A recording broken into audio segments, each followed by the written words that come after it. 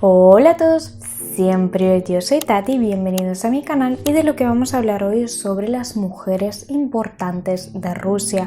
Se habla mucho de los zares y reyes, pero ¿quién fueron esas mujeres importantes también en la historia de mi país? Bueno, he destacado 3 mujeres más importantes en la historia de Rusia. La primera es Ekaterina II. Conocida como Caterina la Grande. Fue una emperatriz rusa que jugó un papel crucial e importante en el desarrollo y la expansión del Imperio ruso. Esta emperatriz gobernó Rusia desde 1762 hasta 1796. Dato curioso a destacar es que era una princesa de nobleza alemana.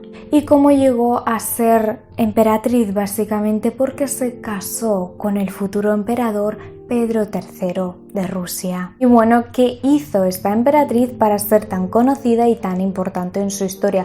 Realizó muchas cosas, pero la principal es grandes reformas administrativas en Rusia. Implementó grandes cambios en el sistema judicial y administrativo de esa época de Rusia para poder básicamente modernizar Rusia tanto económicamente como socialmente. Además que bajo su imperio hubo gran expansión del país. Ekaterina fue una gran admiradora del arte y la cultura rusa y quiso patrocinarlo de la mejor manera, que es invitando a los escritores, pintores y artistas de fuera a Rusia para que puedan contemplar el gran arte que tenemos. Durante su reinado hubo un florecimiento cultural en Rusia donde se promovía el estudio, la educación, tanto de las ciencias como de las artes. Todo esto le ayudó además a trabajar las relaciones internacionales y tener mejor contacto con el territorio europeo. Otro de los puntos a hablar sobre esta emperatriz son las reformas de educación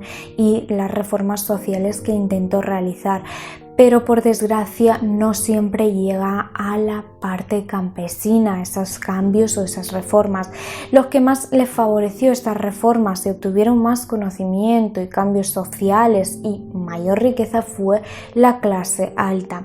En cambio fue muy difícil llegar a la clase social baja como los campesinos, que llegase esa educación y ese afán o esas ganas de aprender en la clase baja, ya que simplemente luchaban por sobrevivir. Aún así, Ekaterina fue un gran cambio y desarrollo en la educación y en el sistema educativo ruso y social, ya que tuvo una gran habilidad de navegar entre las tensiones que pudiesen haber, tanto internas como externas, y poder resolver esos conflictos que hubo en la época. Pasamos a la segunda figura femenina importante en la historia de Rusia.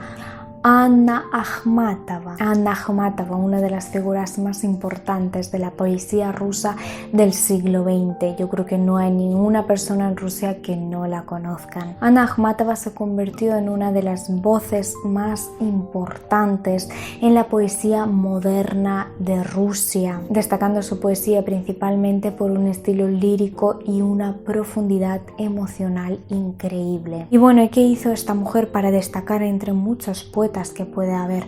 Principalmente creó un estilo único de poesía.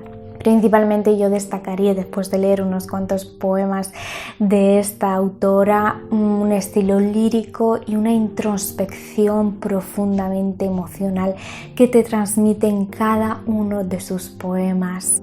Los temas que abarca en sus poemas es el amor, la pérdida y la experiencia humana. Pero lo que más me gustó de sus poemas es que de unos toques, unas pinceladas de elegancia y simplicidad en sus poemas.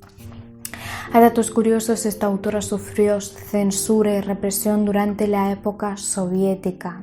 Independientemente de las dificultades políticas que tuvo que sufrir la poeta, dejó una gran huella en la literatura rusa.